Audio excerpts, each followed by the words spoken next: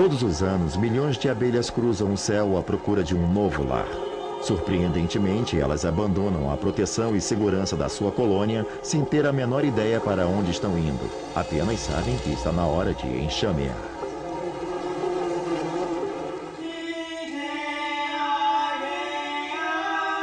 O mundo secreto dos jardins.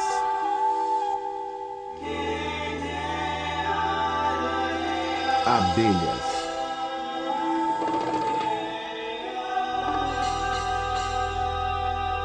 Distribuição Sinapse. Na primavera, as abelhas são as primeiras criaturas a surgirem em cena. Isso porque sua colônia sobrevive anos e anos. Quando o tempo começa a esquentar, milhares, na verdade milhões de abelhas adultas abandonam suas colmeias, ansiosas para começar a trabalhar. As abelhas fazem a parte mais difícil da polinização, logo no início da estação. Isso significa que as coisas que afloram mais cedo, como macieiras e outras árvores frutíferas, terão com certeza polinizadores, porque um grande número de abelhas sobreviveu ao inverno e já estão todas prontas para deixar a colmeia e cumprir sua tarefa quase instantaneamente. Se você quiser produzir frutas, vai precisar muito das abelhas para fazerem um serviço, principalmente se por acaso tiver um pomar. Isso demanda um esforço imenso por parte das abelhas. E é claro que as abelhas são perfeitamente adaptadas a este trabalho. Tudo nelas é projetado para um único propósito: encontrar e explorar plantas florescentes. A maioria das pessoas sabe que os cães possuem um olfato apurado, mas de uma certa forma o olfato das abelhas é ainda melhor. Aliás, ele é tão bom que os militares americanos estão fazendo testes para ver se podem ser usadas para detectar explosivos e minas terrestres. É tão aguçada essa habilidade de detectar odores que na primavera elas podem rastrear um pomar a quilômetros de distância. Boa parte do sentido do olfato está associada à antena, para ser exato na parte posterior dela, mais próxima à cabeça. É aí que elas têm muitos receptores químicos. Elas também possuem o sentido do paladar. Como olfato e paladar são sentidos interligados, elas têm receptores na língua e, da mesma forma, elas podem ter receptores químicos no corpo todo, mas a maior parte está mesmo na antena. O sentido do olfato nas abelhas é todo voltado para aquilo que seja do seu interesse. Acontece que as flores que atraem as abelhas são geralmente as que nós também achamos atraentes. Possuem fragrâncias que indicam que ali pode estar uma boa fonte de néctar. Mas a acuidade olfativa das abelhas não se limita às flores. As abelhas possuem receptores específicos que as ajudam a pegar presas na água, que capturam sofregamente com sua língua em forma de canudo e levam para a colmeia.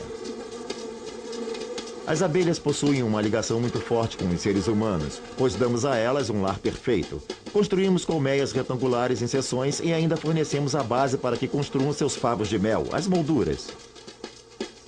Costumamos pensar em abelhas como criaturas domésticas, mas nem sempre é o caso.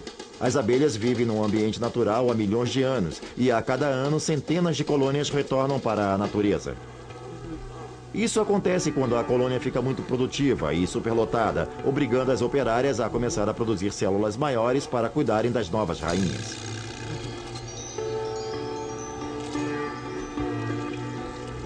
A nova rainha é alimentada com uma substância especial, a geleia real, que tem os nutrientes extras necessários para que ela desenvolva um corpo maior.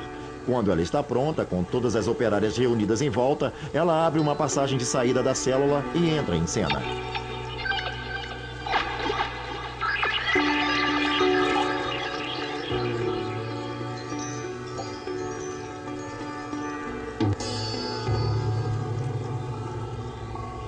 Nos próximos dias, essa nova rainha ou vai assumir a colônia já existente ou vai abandoná-la para construir uma nova para si.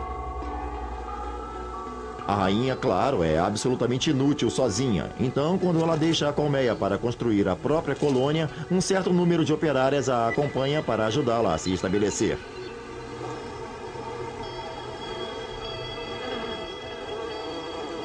Quando a nova rainha está pronta, uma mensagem se propaga pela colônia avisando que chegou a hora de se reunirem em enxame. As operárias já estocaram alimento para a longa jornada que vem por aí. É um certo mistério a forma como elas decidem quem fica e quem vai. Mas quando chega a hora, um grande enxame com a rainha à frente toma os céus para procurar uma nova casa.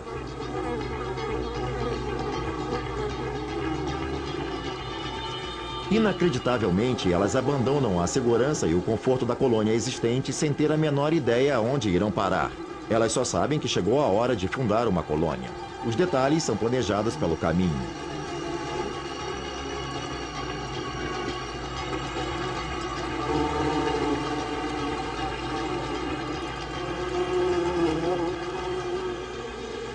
Uma vez bem longe da velha colmeia, o enxame pousa para se reagrupar e determinar o resto do plano.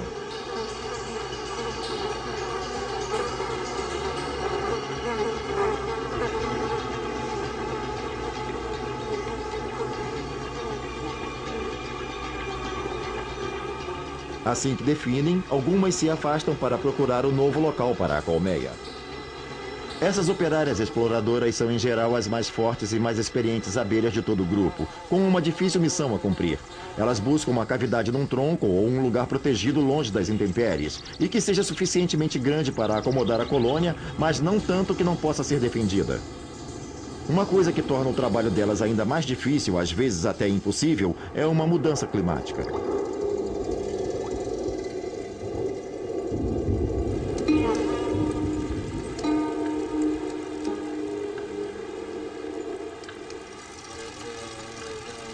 As abelhas não são muito bem adaptadas para voar no frio ou na chuva. Elas precisam de muita energia para voar, para enfrentar o mau tempo. As operárias exploradoras têm que ser corajosas e firmes. Na verdade, a sobrevivência da colônia depende do sucesso delas, e por isso continuarão procurando enquanto puderem.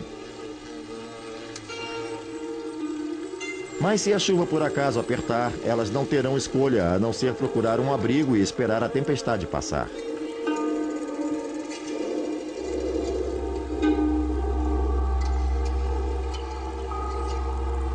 Lá no enxame, as operárias estão cuidando da rainha, aconchegadas para se aquecer, esperando pacientemente a tempestade passar e as colegas retornarem com novidades. O único suprimento que têm é o alimento que conseguiram trazer. Com o passar do tempo, o suprimento começa a acabar e as abelhas ficam cada vez mais exaustas. Gradativamente, as abelhas mais fracas começam a morrer.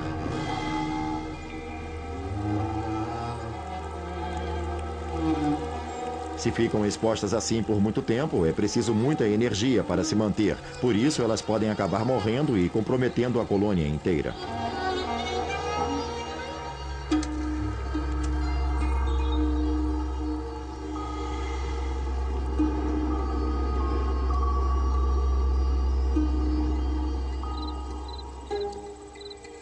Com a piora do tempo, as operárias exploradoras têm que apressar a procura. O tempo está se esgotando e elas precisam encontrar logo um lugar seguro para a colônia. A decisão jamais fica restrita a uma única abelha. Pode haver centenas de abelhas nessa busca, mas quando retornam, cada uma conta para o resto da colônia o que elas encontraram através de uma dança chamada dança de roda.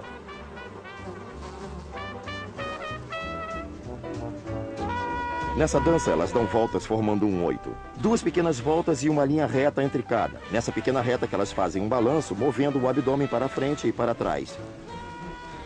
Elas fazem isso em diferentes velocidades, com diferentes dificuldades e com duração diferente. É assim que elas passam as informações. O entusiasmo com que dançam indica o grau de qualidade do local. Toda essa faina é para convencer as outras. Quando elas balançam muito a parte traseira, todas já sabem que o local deve ser bom.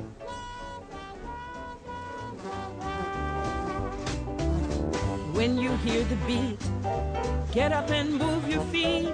You got to move. You got to move. When you hear me sing, get up and shake that thing. You got to move. You got to move. When you hear the drummer play, when you hear that bass, let the music carry you all around the place. Let that rhythm go from your head down to your toes. Um detalhe interessante sobre as abelhas é que elas tomam as decisões em consenso. O que acontece? Se um número grande das que voltaram parecerem entusiasmadas com o local e conseguirem despertar o interesse de uma boa parte de operárias, e se o número de espectadores for aumentando, a animação irá num crescendo, até que o lugar todo ficará agitado, e de repente todas vão alçar voo e se dirigir para lá. Let that rhythm go From your head down to your toes, you got to move. You got to move.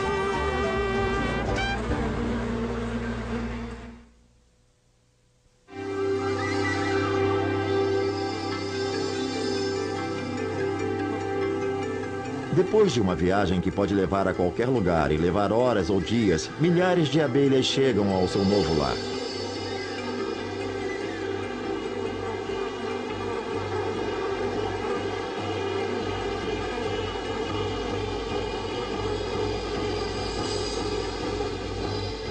Rapidamente, as abelhas começam a trabalhar, preparando o local para a futura colônia. Limpam todo o fungo e os resíduos e começam a fixar a fundação do novo favo de mel. E num instante, algumas novas células começam a crescer. Essas células serão logo preenchidas com ovos para alimentar toda a nova colônia de novas abelhinhas.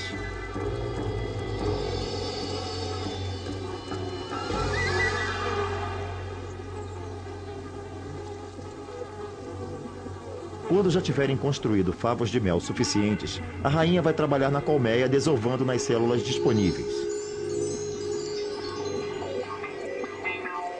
Os ovos irão pouco a pouco desenvolvendo larvas, cada uma dentro de sua própria célula protetora.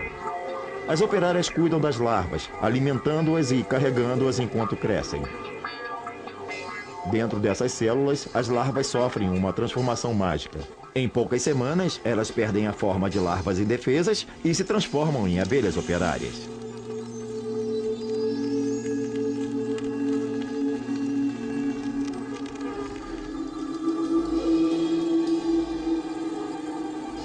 Todas essas operárias, aliás, são fêmeas. A colônia inteira é formada por operárias fêmeas estéreis, irmãs, todas servindo a uma única rainha reprodutora.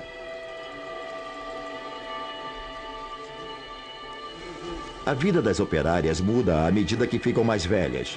Logo após a transformação, sua obrigação é ficar em casa fazendo as tarefas domésticas. À medida que crescem, vão assumindo mais responsabilidades. Não existe uma autoridade central definindo quem faz o quê, dizendo você faz isso, você faz aquilo. Cada operária simplesmente faz o que tem de fazer naquele estágio da vida. Quando a operária já é adulta, ganha funções externas. Então ela começa a sair da colmeia e a vivenciar um mundo novo.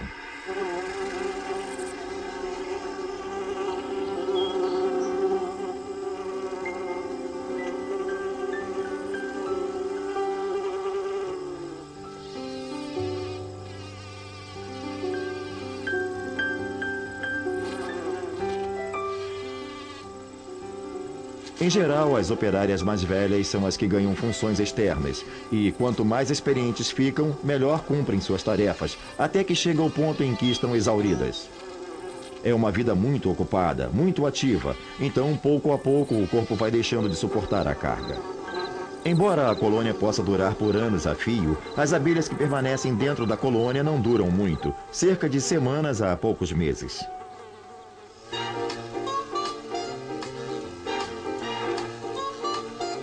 Às vezes você poderá observar uma mesma abelha voltando a uma determinada fonte de néctar várias e várias vezes seguidas. Elas não voam a esmo. Quando as operárias deixam a colmeia, em geral têm noção de para onde ir. É por isso que algumas operárias se especializam em explorar o ambiente. Sua função é localizar as fontes primárias de alimento e trazer a informação de volta à colônia. Contam o que encontraram as irmãs usando a dança de roda. Às vezes até mesmo trazem uma provinha do néctar que encontraram, a fim de convencer as outras da boa qualidade do produto. Se a dança conseguir vender o produto, um grupo de exploradoras voltará à nova central de alimentação para aproveitar a generosidade do local.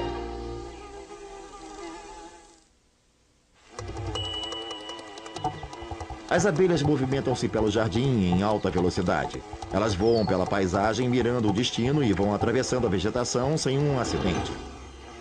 A visão dos insetos é bem diferente da visão humana.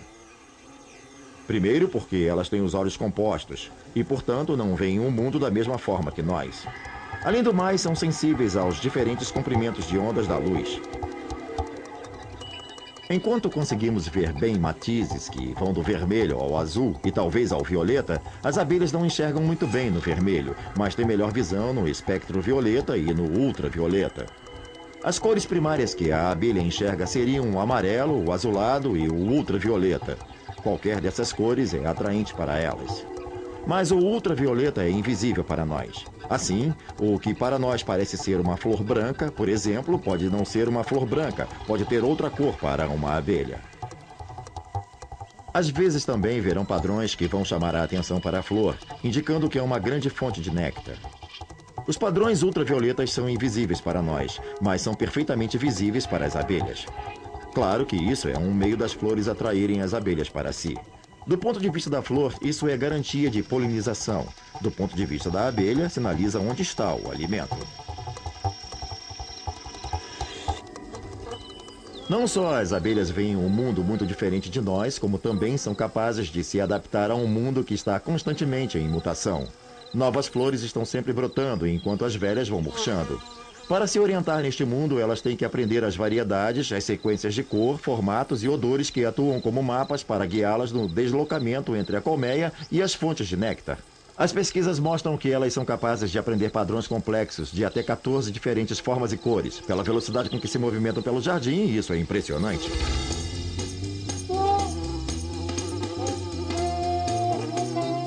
Elas são atraídas por certos níveis de reflexão da luz. Quando você tem muitas flores, é claro que elas refletem muita luz. As abelhas também identificam cores específicas e formatos.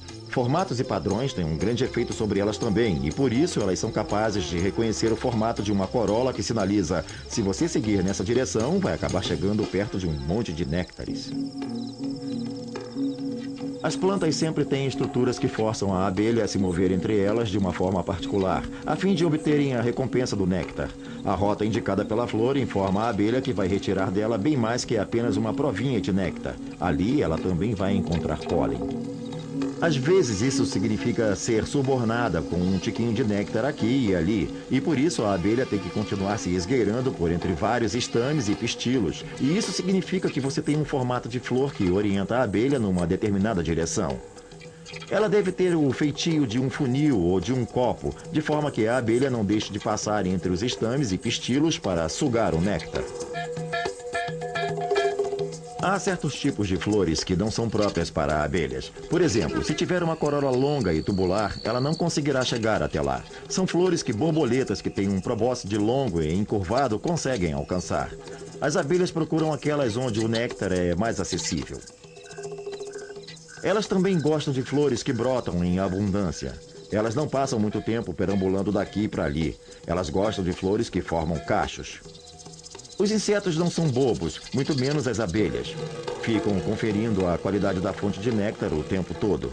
Por isso, as plantas têm que seduzi-las para que continuem voltando. O que elas fazem? Dispersam uma pequena amostra de néctar todo dia para garantir que as abelhas venham visitá-las seguidamente e continuem a espalhar seu pólen tanto quanto possível.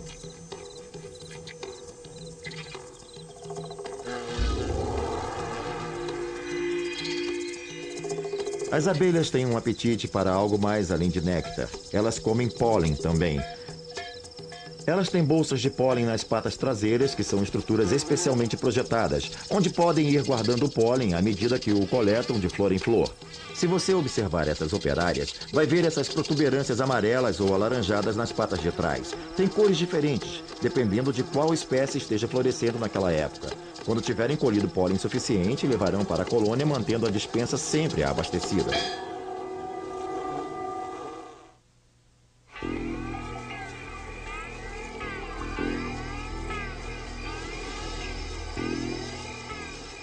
Uma colônia de abelhas é realmente um obstáculo temível para qualquer predador que queira comer as abelhas, ou seu mel, ou ainda seu pólen. Todos esses ferrões coletivamente podem ser demais para encarar. Muitos poucos animais terão essa coragem, mas a ameaça de um ferrão nem sempre é suficiente. Todas as vezes que as abelhas esvoaçam pelo jardim, passam pelo caminho de alguns personagens terríveis, alguns dos quais ficam bastante contentes de se arriscar ao veneno de uma pequena abelha em troca de uma boa refeição.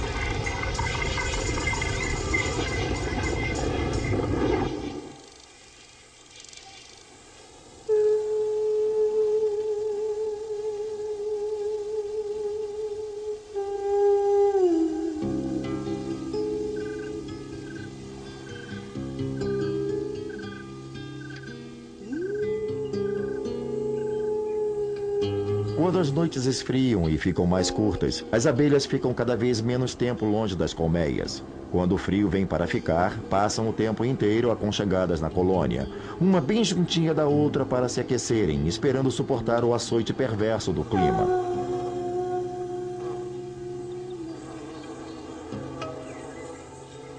O inverno é uma estação difícil para a colônia de abelhas porque não há como buscar néctar. Elas não podem sair. Assim que colocam as asas fora da colmeia, morrem. Elas conservam a temperatura no interior da colônia, vibrando os músculos do corpo. Isso evita que a colmeia congele, mas toda essa atividade consome muita energia, uma coisa que as abelhas não têm muito no inverno. A única fonte de energia que têm é um suprimento de mel que sempre vai diminuindo. Por volta do último mês de inverno, a colônia mal se aguenta. Muitas operárias já morreram, mas a colônia como um todo sobrevive para que na primavera as operárias possam mais uma vez tomar os céus.